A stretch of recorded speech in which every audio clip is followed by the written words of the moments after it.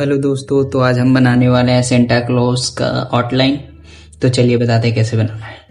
तो सबसे पहले आपको चले जाना है पिक्सआर्ट में और ऐसे स्क्वायर बनाकर एट स्क्वायर आपको ड्रॉ करना है।